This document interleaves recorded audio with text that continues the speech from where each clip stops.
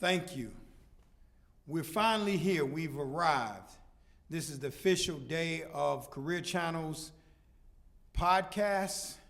My name is Julius Cartwright. I'm the editor of Career Channel's magazine. And I thank you for the long-awaited launch of this all-important podcast that we will be bringing you each and every Monday for you to tune in and get some insights on what you need to do as it relates to your careers. So tonight we're going to talk a little bit about a few things.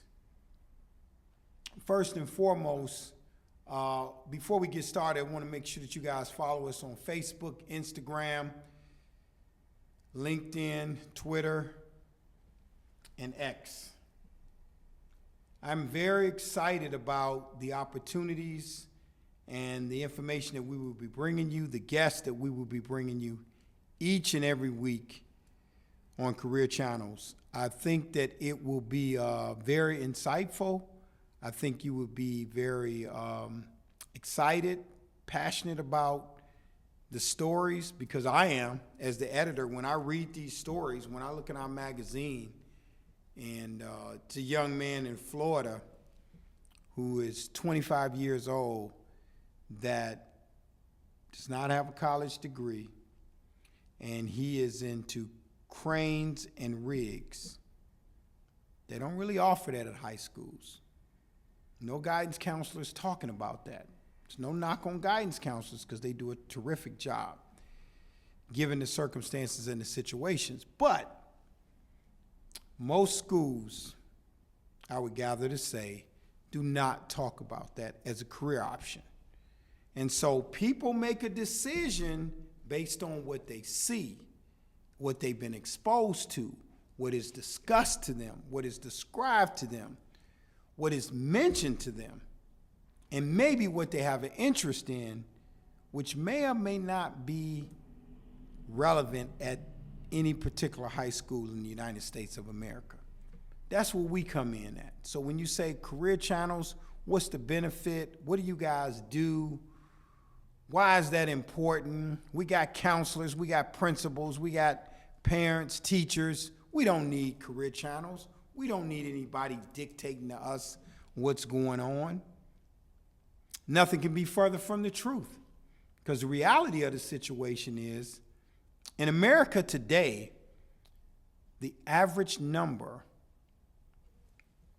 of guidance counselors per student is 386. I'm going to repeat that again. For every one guidance counselor, it's 386 students. And again, I tip my hat, I commend them, I applaud them for their efforts. But it is very hard to keep track of 386 students and give them the full potential that they need and attention that they need in order to make a career decision coming out of high school. So I'm specifically speaking about high school students. And so Career Channels wasn't a thing that was thought up overnight. It wasn't a brainchild. It wasn't a discovery. So we just want to talk about some careers, and we want to talk about opportunities. No, all of the information we're doing and all information that we're sharing is a result of research. Okay? This is research that came from a series of reports and studies that was done in what we refer to as a co-collaboration, meaning multiple companies have come together to collaborate to bring certain information to the table. And it's 4 companies that came together to put these research papers together in terms of 4 reports, 3 case studies. And from that information, we are pushing out the remedies, the models, and to be a feeder and to work with high schools, trade schools, colleges, charter schools to connect the student body and help them make a determination. While most schools have improved throughout the breadth and the length of this country in terms of graduation rates are turning up better. They've improved. Most schools' report cards have improved. But still, one area that's lacking, career readiness. What is career readiness? It means that I could graduate from ABC High School, and after that, it's a wrap. I don't do anything. Or I take some classes and I drop out. It's because I wasn't ready career-wise. So what we want to be is a feeder, and we want to be a connector between the high school and the university, whether it's HBCUs, HSIs, which is Hispanic Serving Institutions, PBIs, which is public black institutions, or universities in general, or a trade school, or some service such as some form of military, Army, Navy, Marines, Coast Guard, Reserves, SpaceX, etc. So that's what we want to be, and that's what we're doing. And that's what this podcast is about. We work with a lot of universities, we work with a lot of high schools, and at the end of the day, it's about the kids. How many kids will do something that they can stay with, that they can be happy with the decision that they made, that they're not going along with the crowd because of peer pressure? And let me stop and pause right there and talk a little bit about that, because if I have 5 friends and they all going to college, when you ask me, Julius Cartwright, what are you going to do? I'm going to college. Why am I going to college? Because my friends said they're going to college. That has nothing to do with my career aspirations. I may be good with being a mechanic, working on cars. But all of a sudden, because my friends are there, I feel pressure to think about college. And that peer pressure is real. So real that many kids are enrolling in the college and not finishing. That's why it's such a high dropout rate, where people don't finish. One, because they figure it wasn't for them in the first place. And the second reason, that's right, you guessed it, it's the money, the compensation, the ability for their parents to be financially set to take their kids for a 4-year journey.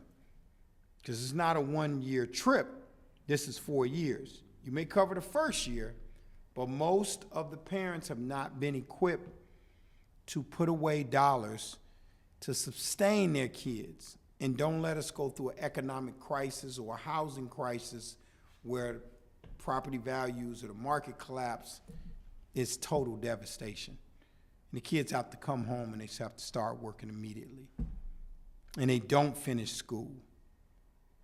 And so college isn't for everybody. I'll be brutally honest with you. It's not for the masses. Everybody's not cut out for college. There's kids that I went to school with, you went to school with, they could pass the test easy. They can sit in the class, get the information. They're great readers, great studiers. They have the habits. They have what they need to get through college. Whether it's a community college or Ivy League, they can get through with no problem. And then there's kids that don't have that expertise, but they may be good in other areas. And there's so many things that you can go into today in these United States of America that you can actually get into your career and start making money immediately without having the debt that perhaps you would have coming out of college, given you don't have an academic scholarship, you don't have an athletic scholarship, or your parents can't fund it, you don't have grants to cover your tuition for the entire 4 years. There's not enough work-study programs there to cover your tuition. Even if you go part-time or sometime, you still can't make it through. So what took an average person 4 years or 5 years to get a 4-year degree, it may take you 6 or 8 because you can't afford it because the cost of college is skyrocketing. And again, this is no knock on any university, because I respect them and I respect the journey and the position and those who have went through the process. They have experienced some of these things that I'm talking about too. Make no mistake about it. But the reality of it is, you could go into a trade and for $1,000 to $25,000, you could be in your field earning money, generating income.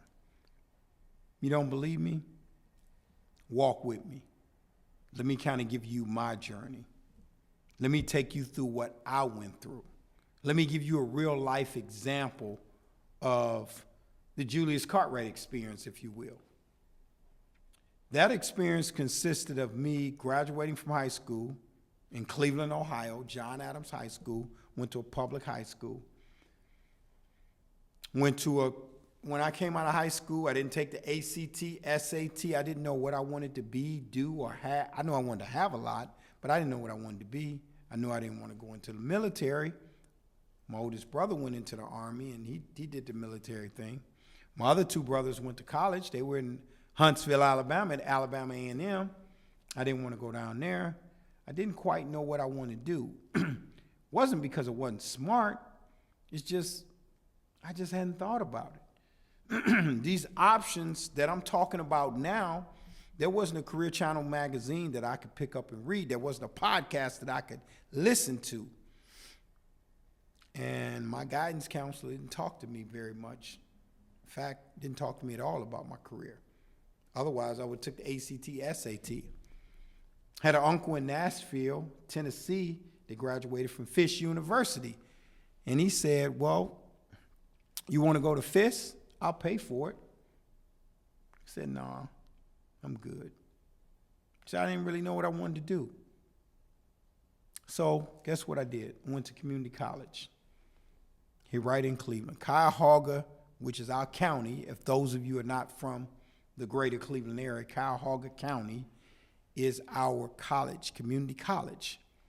And I went there for 2 years, and the time I was painting houses, I said, you know what? People gonna always want to be in real estate. They gonna always have to have a place to live. Why not look at real estate? Why not take some classes in real estate? So I took some classes. Not only took classes, I took all the classes in real estate.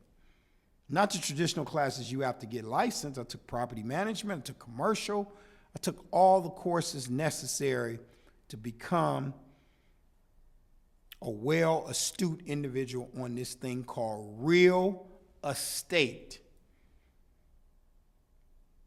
Graduated from community college with an associate's degree. And I said, you know what? Even though it was a long time ago, 40 plus years ago, I said, let me see if this is something I want to do. Let me go get my real estate license and see if this is something I'm interested in doing. Before I transferred to Baldwin-Wallace, which had a 4-year real estate degree. And I transferred. I didn't transfer, rather. I stand corrected. I apologize. I actually got my license. And I gave real estate a shot as a career. And after doing it, first 2 years was a real struggle. In my 3rd through 5th year, I started to make some breakthroughs.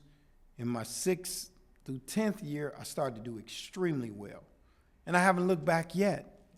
And I've launched every business or every part of my life has been the foundation of selling houses.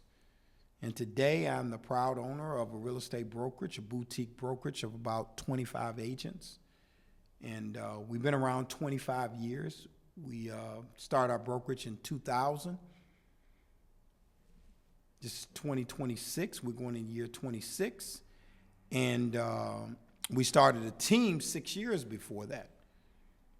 So 32 years as a real estate team and 39 years as a practitioner. And I haven't looked back. Now I employ people with degrees. I work with people with degrees. Again, I'm not knocking degrees now because that's very important. It just wasn't for me. And when I got out there and gave it a shot and tried to make a little money, I saw that I could get some real money in the housing space. That's a trade and a service. It costs a couple thousand to get licensed in Ohio. And it's different numbers all over the United States. Each state, it varies.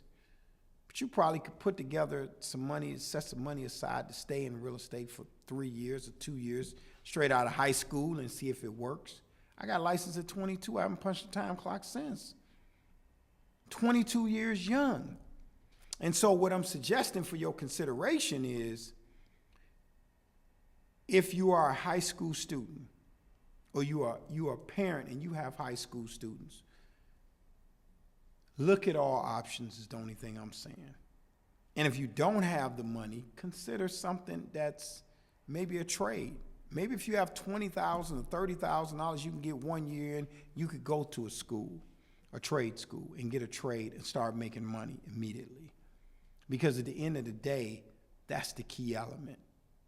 That's the key piece. And individuals who get in a trade often become entrepreneurs in that trade. If they're a plumber, electrician, or real estate agent is an independent contractor.